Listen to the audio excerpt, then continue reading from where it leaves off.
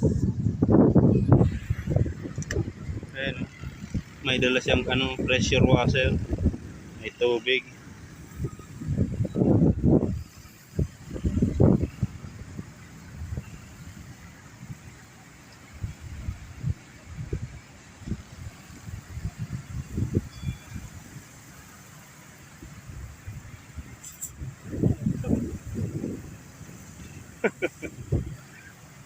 Ito palang trabaho namin, sumabit sa labas ng building.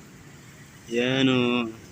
Ang sarap sumabit yan sa labas ng building. Parang nagduduyan lang. Yan o. Ini-spray yan kung may tagas.